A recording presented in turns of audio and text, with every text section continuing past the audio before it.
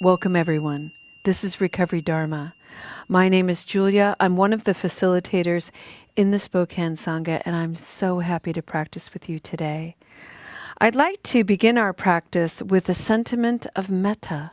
Metta is loving kindness. And this is my effort. This little painting is my effort at being a painter. It's a we effort. Because I have all kinds of insecurity about meeting like a real canvas. So I just doodle on paper and basically it's just one step above finger painting. But I enjoy it and it's fun to share with you. And on the back, I write these little sentiments of metta, loving kindness. This one reads, "May I remind myself I can do hard things. May I remind myself I can do hard things. May not want to. Let's be real about that, but I can." Friends, I'm going to close my eyes and take a moment to breathe and arrive fully to this beautiful practice of self-reflection, self-kindness, self-regard. Breathing in, breathing out.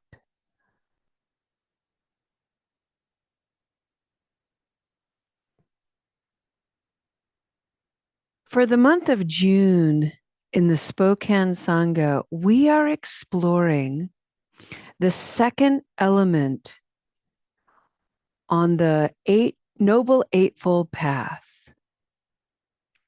We are spending the year exploring the foundation of the Buddhist practice, the Four Noble Truths and the Noble Eightfold Path. And we're doing it honoring the traditional language. And we're also weaving and folding into it some reimagined language to broaden the understanding, one's understanding, my understanding. The first aspect to the Noble Eightfold Path is to cultivate wise understanding. And to do that, for me, I have to be curious. The second aspect of the Noble Eightfold Path is to cultivate wise intentions.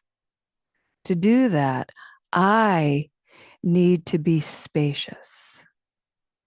And for me, to be spacious is what enables me to look at a situation, to look at a condition in my life from as many angles as possible. Trying to be as neutral as possible, knowing that there are some angles I'm going to see a condition in my life and I'm going to be all reactive. I'm going to have thoughts and feelings and stories. And there are other angles that I can look at the same condition, but from a different point of view and feel somewhat neutral. The practice of space is to create an environment where I can move around and look at this situation in this sort of supple, fluid way so that I can get a full picture. If I just focus on a fixed way, like a feeling, oh, I'm all angry and reactive, I'm only going to see it from that point of view. And it's a narrow point of view. Why?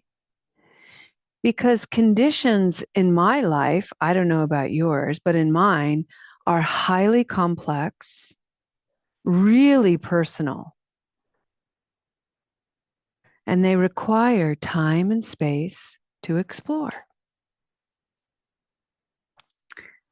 All month long, we've been exploring our own intentions, how we can cultivate good intentions, wise intentions.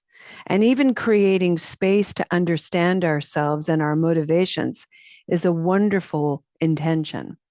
Today, however, I'd like to turn this around a little bit and entertain the intentions of others. And I'd like to bring forward the notion of the balaklohe. The balaklohe, those two words means stone wall. And this is a boundary. And so if you can imagine the beautiful stone walls of Ireland and Scotland that roll with the hills, separating this field from that field, this space from that space. For me, that image of a boundary has been incredibly healing and spacious. And I know that when I encounter someone on the other side of the wall, they're in their space, I'm in my space. We have this beautiful wall between us, this altar of understanding between us. I know there are times where I've jumped the wall and I've gotten into their space. Sometimes my intentions are good. Sometimes my intentions are not. They're meddlesome. So, for instance, when I'm boundaried with someone and I want to understand their intentions, there have been times where I've jumped the wall and I get all in their space to try to understand them. And I ignore what's happening in my space, which is the impact of their intentions, their actions. I ignore how it affects me, and I'm just trying to understand them. They didn't mean it. They've got a good heart. Their intention, they didn't mean to hurt my feelings. They're just being self-protective. That's just their personality. All the while, I'm not addressing the fact that, whoa, that hurt my feelings. I didn't like that. I've been impacted by an unskillful intention, and it's not okay. And I don't stand up for myself. So today, I thought I would share with you two examples. Same theme, different conditions. And I want to be very honest about something. The two that I'm highlighting for you today are like my best in show. So when I have interactions, let's say I have 10 interactions on any given day.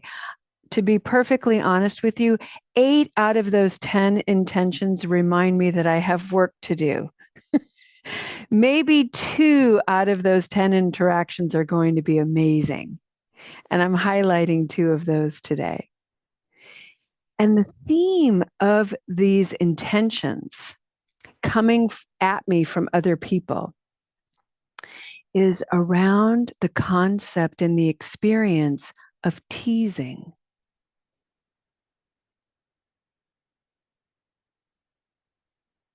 So take a minute. What is your intention when you tease someone? Poke fun, give a little dig, a little jab. You're just kidding, right? And just think about when you've been teased and how that feels and what you do with that. And what is the intention? So I'll start with the easiest one. And this is with my brothers. So I have 2 brothers. I have an older brother and a twin brother. And they tease each other mercilessly. They both have kind of thick armor, and it's the way they connect. It's like wrestling or something. I don't really know. But sometimes that teasing interaction that they're so used to amongst themselves has spilled over, and it impacts me. And as a kid, it was painful sometimes to be teased. You're just a girl. You can't throw, you can't run, you can't do because you're just a girl. Sit on the sidelines, cute little Juge. Okay, fine. And I swallowed that all and I internalized all of that. And that kind of helped form my personality and my sensitivity. So I was a couple of years ago with my brothers. We were on a trip and by the way, my brothers love me and cherish me. If they needed to become gladiators to protect me, they would without hesitation. So I know that's the foundation of our relationship. They cherish me. And they themselves have a habit of teasing that, like I said, spills out and negatively impacts me. So a couple of years ago, we were together and they were teasing each other and then they were teasing me. And it didn't feel good. And I spent a minute looking at that. I didn't have to jump into their space, try to understand their intentions, their motivations. I spent time in my space. Their teasing spilled over from their space into mine, and I sat with it. How does this make me feel? And it made me feel diminished, even though that's what they would never intend. But I realized, you know what? I have a much thinner skin for it than they have. They've grown this thick skin, this armor to be able to withstand these jabs and digs and slashes. I don't have that skin. And here was a real awakening for me. I don't want it. I don't want to develop that kind of thick skin. I don't want that armor. I don't want that weight. That's not me. So I invited my brothers to the wall, to the balaklohe, to the altar of understanding. And I said to them, I know you love me, and I know you don't mean to humiliate me or hurt my feelings, but your teasing in this way for each other is fine. And for me, it is not. It diminishes me. It hurts me. Please stop.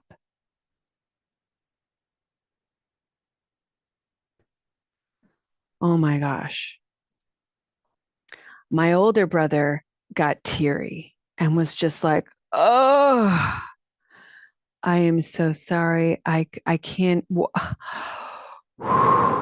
Thank you for telling me. I never knew, it never occurred to me that this teasing would ever be interpreted seriously as anything other than a joke, like a nonsense. And I can see now that it has. My twin brother was the same. So very sorry. And had I not stood up for myself, had I not said something, it just would have gone on because they weren't made aware.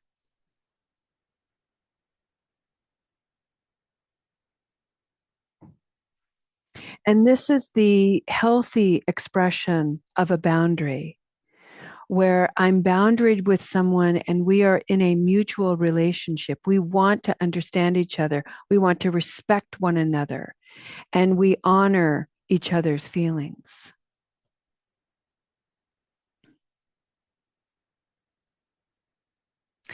The second situation around teasing that happened many years ago. And I was invited to a party and I showed up to the party late. And when I arrived, I was teased by a handful of the women who were there. Nice to see you show up, Julia. Finally. So glad we were a priority for you. Joking, teasing, but calling me out in the middle of this party, humiliating me a little bit, and not once expressing any concern. Are you okay? Is there a reason why you were late? Is everything all right? None of that was there. And I thought, wow, this is a moment where I can either let this go or I can stand my ground. I could jump the wall, get all up in their space and try to figure out why they would tease me in this way. Maybe they did that growing up because it was some kind of self-protective mechanism. Maybe they don't really like me. Maybe this is kind of a false friendship. I don't know. You know what? That's not my work. So I have to stay in my space. That's my work. And I have to stay here and sit with, be with how I feel and what I want to do about it.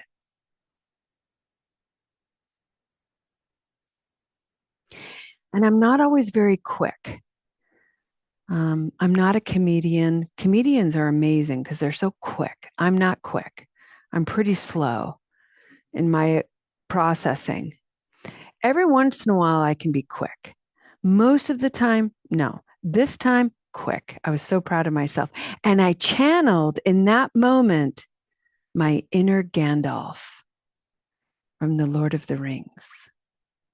And I stood my ground and I got nice and tall. And in the middle of this party, I said, so everyone can hear, a wizard and a goddess is never late. She arrives precisely when she means to. And I can leave. Yeah, silence, silence. And everybody took a breath and we kind of went on.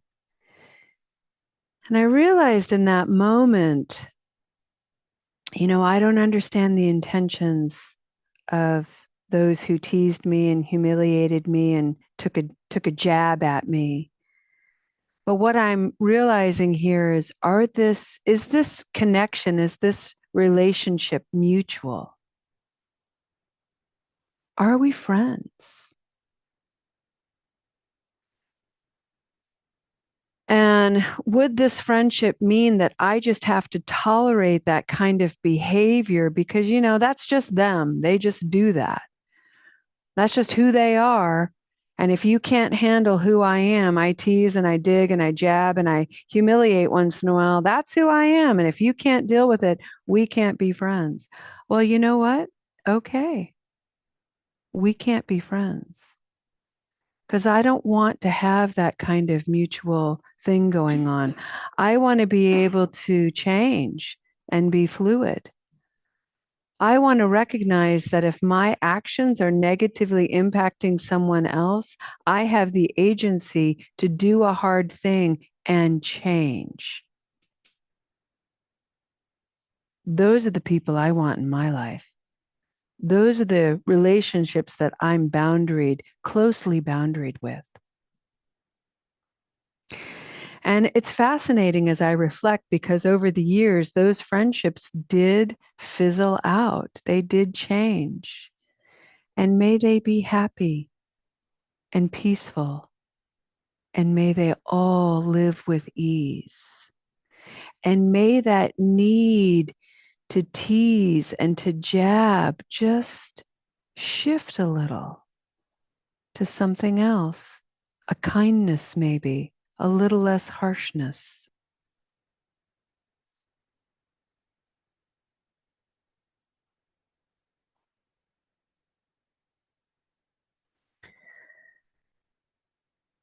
We can't always know the intentions of others, nor should we extend a lot of energy or effort trying to figure it out. That is their work in their space. Receiving the impact of another's intention is our work. Taking time, having space to really examine honestly, how do I feel? How do I stand up for myself? How can I educate someone else that their intention, whatever it was, hurt me or brought me joy, brought me healing, was a kindness? Those are messages really important to share as well. And having the space and taking the time to look at one's own mind and heart is a challenge. It can be hard, but it is an extraordinary act of loving kindness, self-compassion, maybe even joy, and a little bit of equanimity. These are the limitless qualities we cultivate in a Buddhist practice. So let's just take a moment and just hold the very simple, complex idea of teasing as an intention. And take time to look at how that arises in other people, how that arises in you, and notice what you notice.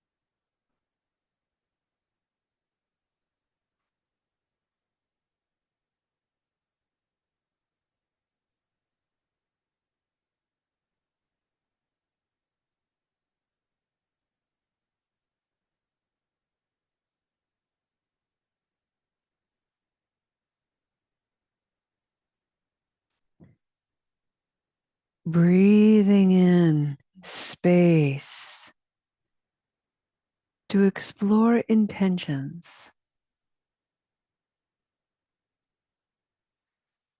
Breathing out clarity to better know oneself. Breathing in space. Breathing out clarity.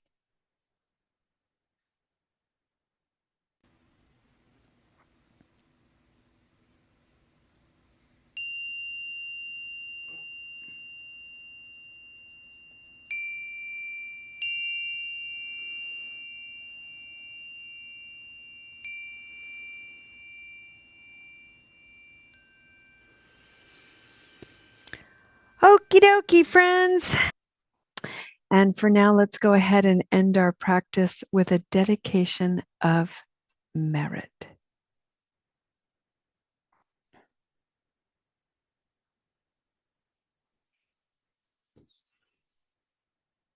Taking a deep breath in, taking a nice, gentle exhalation. We take a moment to dedicate the goodness that we've received here today. You know, we heard from a Sangha member, I've never thought about teasing in that way. You know, I've never thought about teasing as also sort of a face and a mask of gossip. And is that an action that I want to engage in? And if it is, why? What am I gaining from it? What am I putting into the world? You know, so the whole point of evaluating this is recognizing that all of this goodness that we're gaining for ourselves, all of this awareness is not meant to be kept here. It's meant to share, it's meant to ripple out. And it can radiate by the way you stand, the way you smile, the way you pat someone on the back, the way you encourage. And so we dedicate this practice to the millions and millions and millions of people who could not be here today, to the thousands of people who are unaware and asleep to the preciousness of their lives. We dedicate this practice to the basic idea of loving awareness, that awakening to the preciousness of your life is infinitely more interesting than staying numb and sedated to it. May you have courage to do the hard things. May you go forward slowly, gently, reverently. May all your encounters today be sprinkled with an essence of peace. And may you one day awaken to the full recognition that you are embodying love, kindness, compassion, joy, and freedom. Namaste, friends.